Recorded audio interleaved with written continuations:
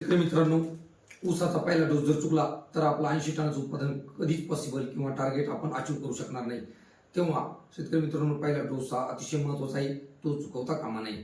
तेव्हा पहिला डोस देत असताना तो किती दिवसांनी दिला पाहिजे, त्याचबरोबर कशा पद्धतीने दिला पाहिजे याबद्दल सविस्तर माहिती या व्हिडिओच्या माध्यमातून आपण पाहणार आहोत. शेतकरी मित्रांनो, साधारणपणे ऊसाची लागवड झाल्यापासून 30 ते 35 दिवसानंतर आपल्याला पहिला डोस द्यायचा आहे. पहिल्या डोसामध्ये आपल्याला एनपीकेचा संतुलित पुरवठा करायचा आहे. एनपीकेचा संतुलित पुरवठा केल्यामुळे निश्चितच जसे की एनपीके नत्र दिल्याने फुटवे जास्त फुटतात, फॉस्फरसने मुळे मजबूत होतात, मुळांची वाढ जोमाने होती आणि पोटॅश जाडीसाठी अतिशय आवश्यक असतं. अशा पद्धतीने एनपीकेचा संतुलित पुरवठा करायचा आहे. आता आपल्याला जे 30 ते 35 दिवसानंतर आपल्याला डोस द्यायचा आहे त्याच्यामध्ये आपल्याला कोणती खतं किती किलो वापरायची याबद्दल माहिती आपण पाहणार आहोत. तर साधारणपणे युरिया आपल्याला 50 किलो वापरायचा आहे.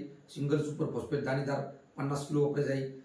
कधी कधी बेसल डोस म्हणजे लागवडीच्या वेळेसच जर संपूर्ण फॉस्फरस देऊन टाकला तर अतिउत्तम, परंतु कधी कधी कामाच्या राड्यामध्ये आपलं काम पूर्ण होत नाही किंवा आपण खत टाकू शकत नाही, तेव्हा 20 ते 25 दिवसांनी किंवा महिनाभराने आपण खत टाकणं गरजेचं आहे. तेव्हा urea single super phosphate 50 kilo आणि म्युरेट ऑफ पोटॅश 25 किलो अशा पद्धतीचं कॉम्बिनेशन करून आपल्याला 30 किंवा 35 दिवसानंतर आपल्याला ही खत टाकून घ्यायचं आहे.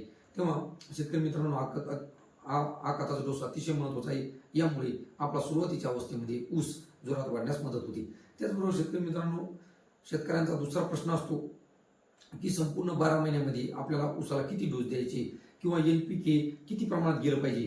तर जवळजवळ युरिया आपल्याला 200 किलो द्यायचा आहे. सिंगल सुपर फॉस्फेट दाणेदारच्या स्वरूपात आपल्याला 150 किलो द्यायचा आहे आणि म्युरेट ऑफ पोटॅश 100 किलो द्यायचा आहे. असं पूर्णतः एनपीकेचं कॉम्बिनेशन आपल्याला 12 महिन्यात द्यायचे आहे. परंतु 12 महिन्यात आपल्याला मग 5व्या महिन्यात, 6व्या महिन्यात, 7व्या महिन्यात एवढ्या लांबपर्यंत आपल्याला जायचं नाही.